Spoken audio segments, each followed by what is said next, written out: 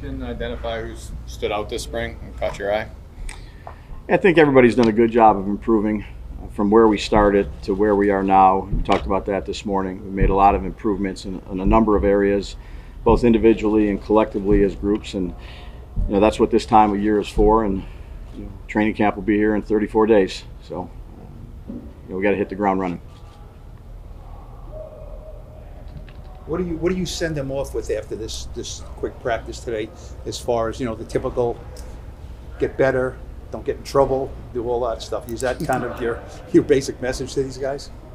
Yeah, first and foremost, what we accomplished in the OTAs and in phase 1, phase 2, and phase 3, which we put a lot of good work in.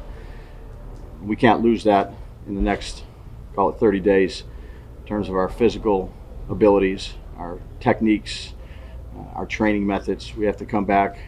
When training camp hits, you have I don't have much tolerance for mistakes during training camp. Season's getting close. So we have to be prepared mentally, and we have to be prepared physically. Then we have to make good choices and decisions outside of the building. You're used to a routine for the last 3 months, and you're going to want to represent yourself and the organization the right way. We talk a lot about the plan for Jackson and how you're going to progress him and move him along. When you look at Abdul, though, is it just kind of go do it? Well, I think all the rookies have a learning curve. Abdul has some special traits about him. Some of them you can see out here. Obviously, his ability to bend and get off and create some issues in the backfield. But we have to play the run game. We have to play the pass game. He's smart. He's picked up things. We've used him in a number of different areas. I'm glad he's here. He's done a nice job. With all the additions you made on defense, did you ever sit down with Shane and kind of say, like, all right, let's see some of the creativity now to use these different guys? Yeah, you constantly talk about that scheme, technique, decision-making process, and certain down and distances, areas of the field.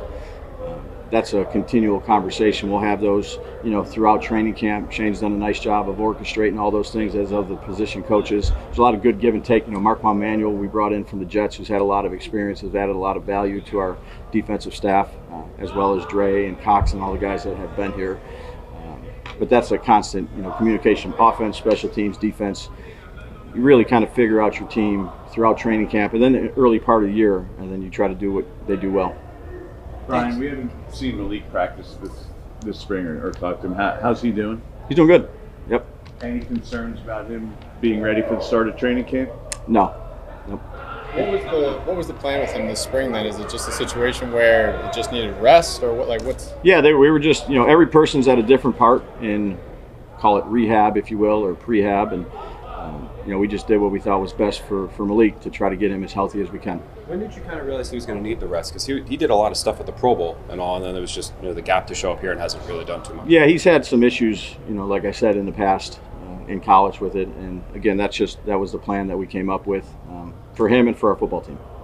With that experience, you said 34 days to training camp. Do you have a date for camp yet?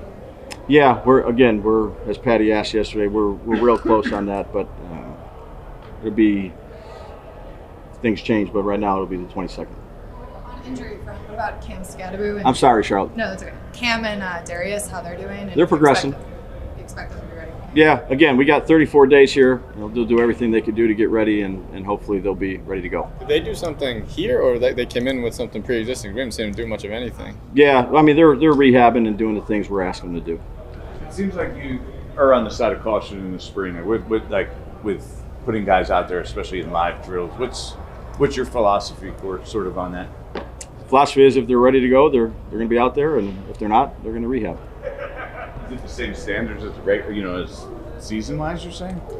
One more time. Is it the same standard as the summer and the season? Same thing. Yeah, if guys are ready to go to participate in the things we need them to do, they'll do it. And if they're, we think it's better served that they're rehabbing and doing the things they need to do with the trainers, then we'll do that. That experience that you said Marquand brings to the secondary, how have you seen that impact Deontay specifically? Yeah, I'd include Jeff Burris in that as well. Those guys have done a nice job. But again, time will tell here as we get going, and it's more competitive, and we're playing against other guys. But they've done a nice job up to this point. We've seen Deontay and Cordell obviously rotate a lot. Do you just view that spot as an open competition? Yeah, I would say that we'll find out who the starters are at the end of training camp. Guys are getting different reps against different people, not just in that spot, in different areas as well, and we'll give everybody an opportunity to earn their role. But some guys obviously don't get any reps with the twos, so just like that spot's different than Paulson doesn't take any reps with the twos. Yeah, again, there's open competition in a lot of spots, and we'll give everybody an opportunity to earn the role, and whoever earns it will be the ones that play. And that cornerback 2 spot is open then? Yeah, I'd say there's a number of spots open. I'm not going to get into specific stuff. We think a lot of Deontay, we think a lot of Flott. They both produced for us in a number of different ways, and they both deserve an opportunity to compete. Yesterday, Russ, this kid is 14th season. I know it's his first year here.